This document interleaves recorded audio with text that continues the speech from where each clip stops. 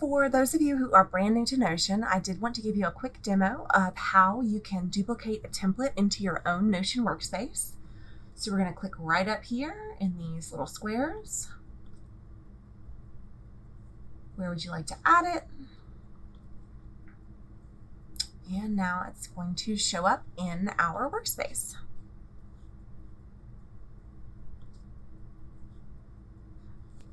Now that we have duplicated the template into our own Notion workspace, we can edit any way we'd like. So one thing that I like to do when I get a new template, you may want to keep it for a little while. I will have a video here for you guys in future, now that we are recording one. All right, so what you can do here is click to delete this block, and now we have it a little bit prettier. So we have two views. We have gallery view and a table view. And I actually pulled a view in here of social media, which is this template here. I have all of these databases linked together for you.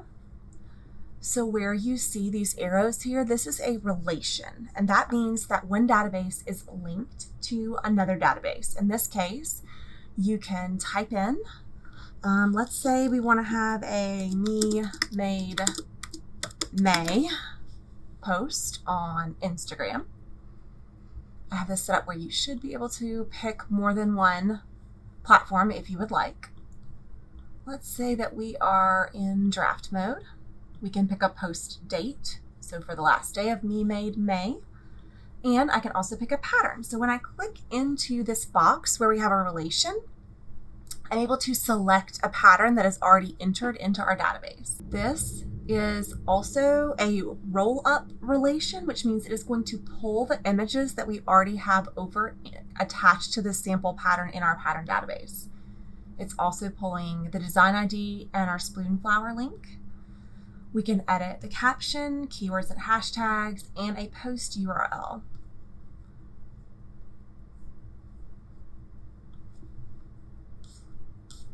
So let's add a new pattern. Right, this is going to pop us out in a new window here. If you want to see it as a full page, you can click these arrows if that works better for your brain.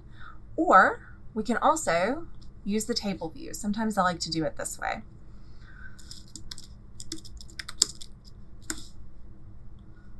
All right, we're going to pick Market 1. And again, if you want to go in and edit these, we can edit this property.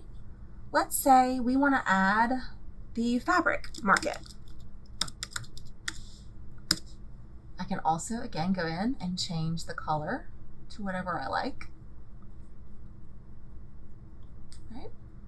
So now I can select fabric. I have this set up because I use print on demand like Spoonflower, so you can change these for your needs. So the description here.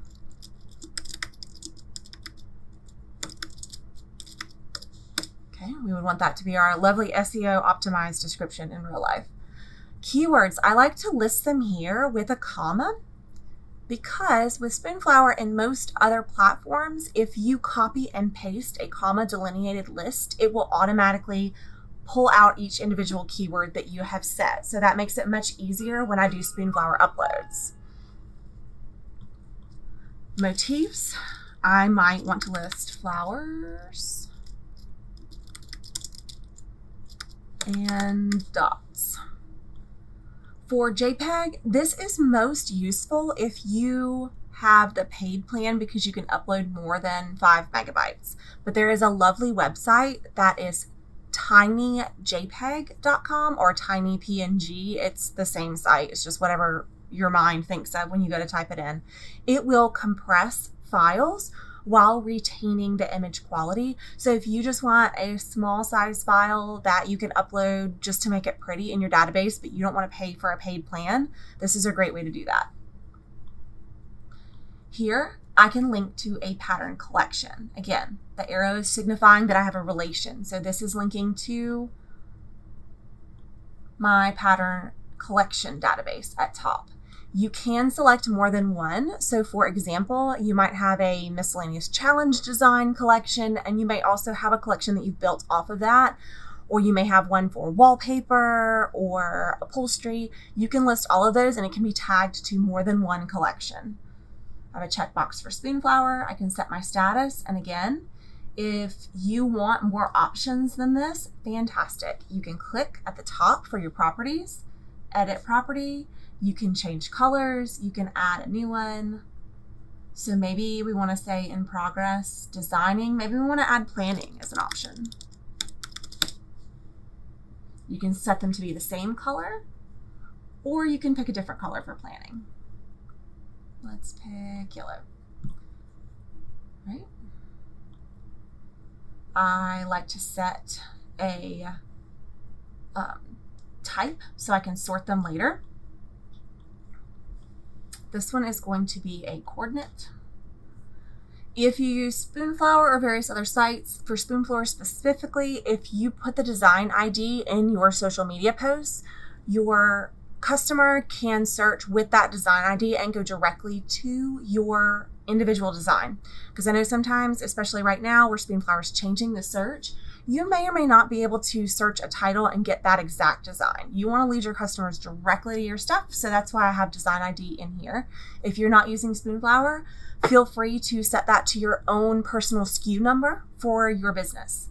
URL, this could be, for me, it's my Spoonflower link, so I have it to hand for social media or Pinterest, anything like that. But this could also be, if you have the free plan, this can link directly to your Google Drive or your Dropbox where you have your repeat tile. Social promo images, and this links to your licensing database. So these are actually database views. So these are the separate databases here. I'll go into that in a little bit more in a moment. But this is linking to the licensing database. This is a roll-up that will show the end of your license. And this is just a date that you completed your pattern. So let's click over to the licensing database. I personally have not licensed any of my designs yet, so I just kind of was winging it on what you might want in this database. Feel free to change this for your own personal needs. This is the company name, a contact name at the business, email. This is where we would link the patterns that have been licensed by that company, the start date for the license, the end date for the license, and this would be categories. So to keep track of where your license is covering, to make sure you do not accidentally double up and license a design that's already been licensed in a certain category. If I wanted to add a new property here, I can click this plus sign, and there are a variety of different types that you can create. So maybe you have more than one person at your business. I would love that for you. So you can add a person who is responsible for this particular task of tracking your licensing.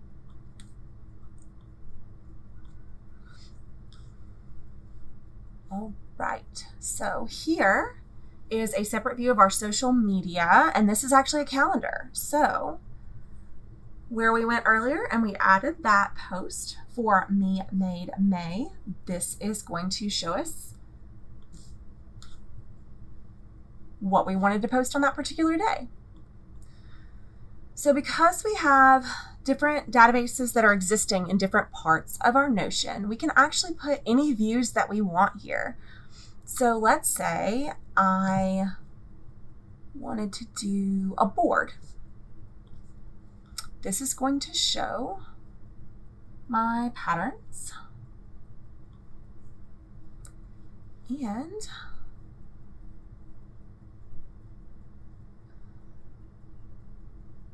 I want to create a board view here. And now I can see all of my different patterns in their various states that they are in. And again, this is because I have set these over here in this status portion. So depending on your workflow and what it is that you want to track, you can add any item that you want and keep yourself organized this way.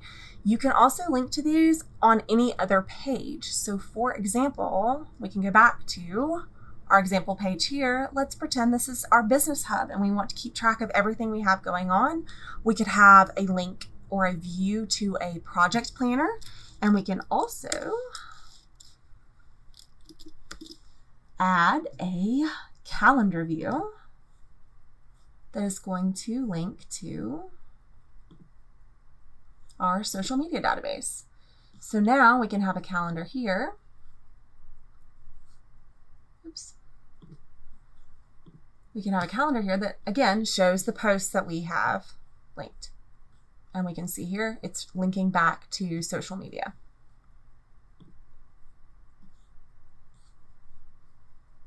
All right, I think that's everything that I wanted to show you in the Pattern Collection Hub.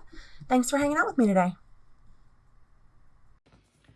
Well, thanks so much for hanging out with me today and learning all of the ins and outs of Notion.